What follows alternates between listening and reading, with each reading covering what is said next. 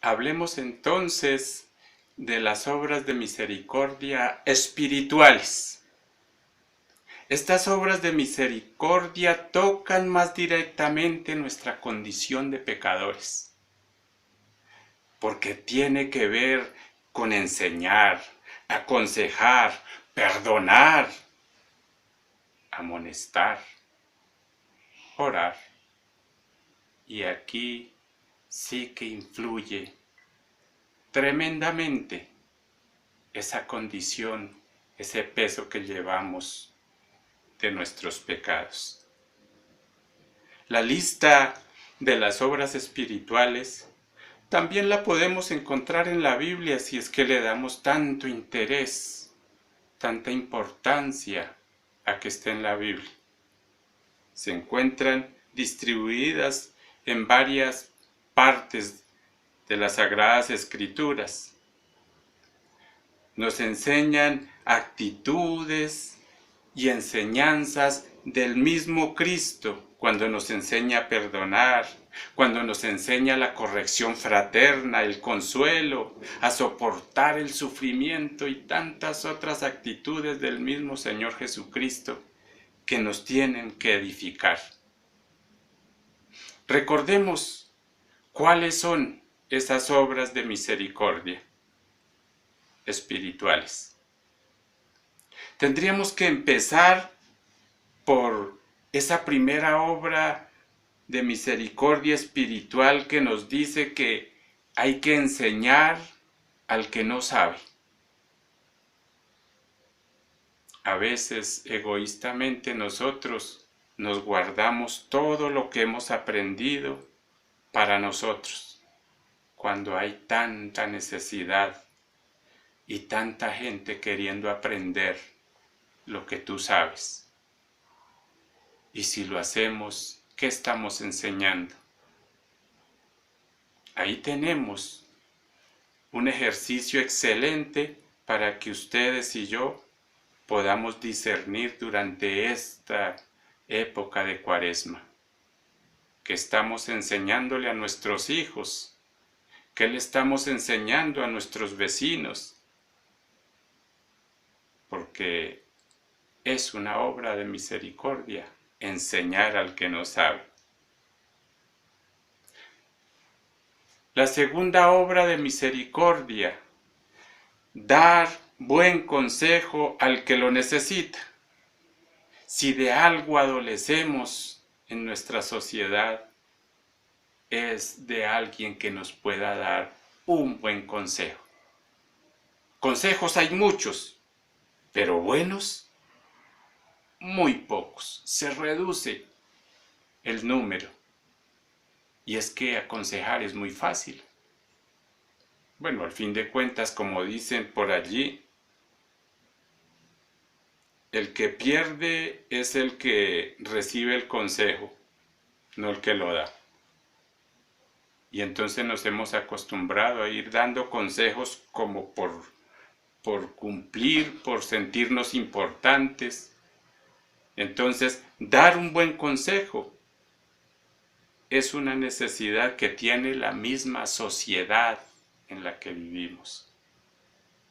Qué hermoso es encontrar a alguien que nos sepa guiar, que nos sepa mostrar el camino, cuando todo lo vemos oscuro, cuando no tenemos un rumbo fijo para dónde seguir, cuando no somos capaces de ver por nuestros propios medios el camino que más nos conviene.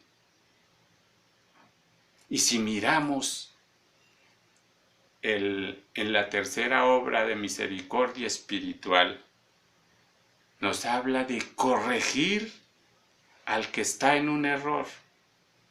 Mis queridos hermanos, si solamente esta obra de misericordia nosotros pusiéramos en práctica, esta sociedad sería algo muy, pero muy distinto. Lamentablemente, no sabemos corregir. Queremos imponer nuestras ideas. Queremos imponer nuestra manera de pensar y de obrar, y que todos piensen como yo, estén de acuerdo conmigo, y si no, los consideramos nuestros enemigos. Hay que corregir. Y como dice esta maravillosa obra de misericordia, corregir al que está en un error. Nuestros amigos necesitan que les digamos la verdad cuando los vemos que están cometiendo un error. No es amigo únicamente porque me lleva la idea.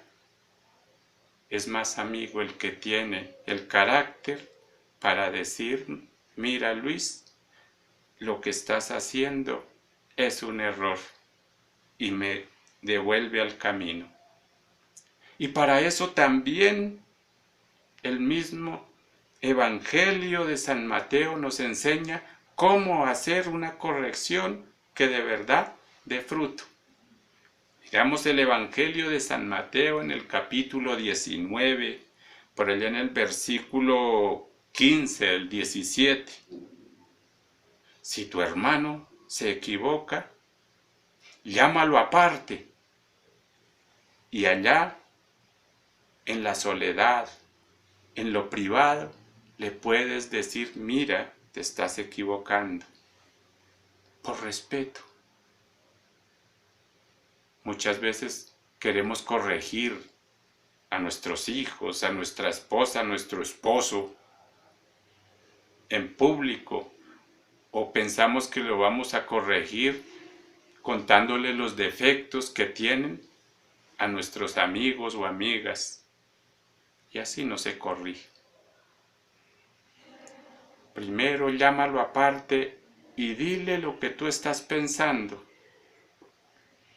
Y nos dice las Sagradas Escrituras, si no te atiende, entonces llámalo y hazle ese llamado de atención con 1 o 2 testigos. Si no lo haces así, entonces podemos proseguir en el siguiente paso, que ya sería, bueno, denunciarlo a la comunidad, ponerlo en comunidad. Pero son como la delicadeza que el Señor mismo enseña para ir corrigiendo fraternalmente y así poner en práctica esta tercera obra de misericordia espiritual. La cuarta sería perdonar las injurias. Y en esta sociedad nuestra, en la que nos hemos vuelto como tan quisquillosos, que no soportamos un insulto, no soportamos de pronto una falta de los demás, no toleramos. En esta sociedad nos falta aprender a tolerar nuestros propios errores. Perdonar las injurias nos las enseña el mismo Señor Jesús, y se murió en la cruz pidiéndole al Padre que perdonara a aquellos que lo estaban asesinando. Eso es misericordia, y eso, al fin de cuentas, es aprender a perdonar.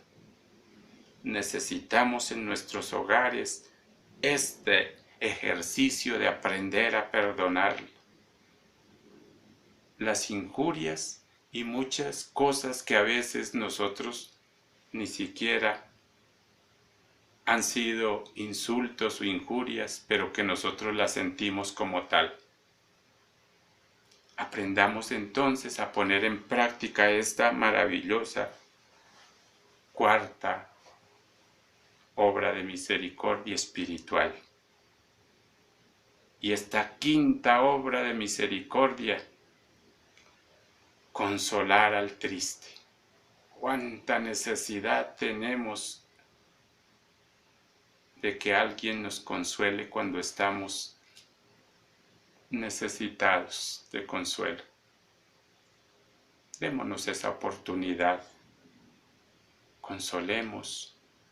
No nos burlemos del que está sufriendo. No le digamos como muchas mamás cuando viene el niño desesperado porque tiene un problema en el colegio. los papás que viene el muchacho a contarle que tiene un problema de bullying en el colegio, para que nosotros le digamos, no es para tanto, este es un problema pequeño, yo tengo problemas más grandes. No, consolar al triste es una buena obra de misericordia que estamos llamados a poner en práctica.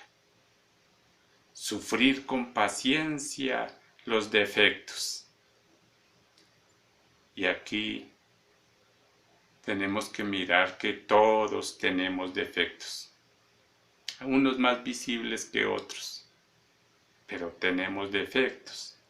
Y sufrir con paciencia esos defectos no es otra cosa que reconocer lo que en la misma creación Dios nos enseñó. Toda su creación pasó por ese control de calidad. Vio Dios que era bueno y entonces dijo, hágase. Si tú estás aquí, entonces tú estás bien hecho. Eso nos va a ayudar que cuando nos miremos al espejo, no veamos tantos defectos como los vemos. Es terrible ver tanta gente que no está contenta con lo que es. Por eso vemos estas contradicciones. Los negros quieren ser blancos, los blancos quieren ser negros, los gordos quieren ser flacos, los flacos quieren ser gordos, los altos quieren ser bajitos. Nadie está contento con lo que es. Y sufrir con paciencia nuestros defectos, al fin de cuentas, no es más que reconocer tal como somos. Y muchos de nuestros defectos van a desaparecer. Y los que quedan, tendremos que mirar que se puede vivir con ellos. Y así podemos comprender a nuestro hermano, comprender con mayor facilidad a los otros miembros de nuestra propia familia. Sufrir con paciencia los defectos propios, pero la obra de misericordia dice sufrir con paciencia los defectos de los demás. Cuando logramos comprender eso y ponerlo aquí en nuestro corazón, entonces se nos va a facilitar tremendamente convivir en armonía con nuestros hermanos. Rogar a Dios por los vivos y los difuntos es la séptima obra de misericordia espiritual. Ustedes y yo, por el bautismo, fuimos ungidos para ser sacerdotes, profetas y reyes. Y el sacerdote, al fin de cuentas, es un hombre, una mujer de oración. Que ustedes y yo estemos orando por las necesidades de todos los que nos rodean y que no limitemos nuestra oración únicamente a mis propias necesidades. Recordar que los difuntos están esperando también, seguramente, para dar el paso que les falta al llegar a la gloria eterna. Seguramente solamente falte tu oración. Y recordemos que en la iglesia está la iglesia triunfante, que es la que está ya allá reunida con el Señor. Y en ellos tenemos nuestros mejores intercesores. Qué rico, qué delicioso es saber que si mi madre ya no está conmigo en este momento, está allá al lado de Dios y que puede ella también interceder por mis necesidades y yo puedo interceder por ella aquí ante Dios. No comunicarnos entre sí, pero sí ella con Dios y yo con Dios, intercediendo los unos por los otros. Eso es orar por vivos y por difuntos. Pongámoslo en práctica. Luchemos porque en esta Cuaresma todas estas obras de misericordia corporales y espirituales nos ayuden a vivir verdaderamente esta época de preparación. ¿Para qué? En la Pascua, ustedes y yo vivamos como verdaderos resucitados en Cristo nuestro Señor. Dejemos entonces que todo esto nos siga enseñando y aprendamos de tantos personajes bíblicos que nos enseñan misericordia. Fijémonos ahora en esta maravillosa persona que es María de Nazaret, Madre de Misericordia. Y es que en la Virgen María, que fue la primera que frente a la grandeza de la misericordia divina, recibida gratuitamente, confesó su propia pequeñez. ¿Recuerdan? Evangelio según San Lucas 1:48. ¿Qué dice allí? Proclama mi alma la grandeza del Señor. Se alegra mi espíritu en Dios mi Salvador, porque ha mirado la humillación de su esclava. Desde ahora me llamarán dichosa todas las generaciones. Y allí sigue.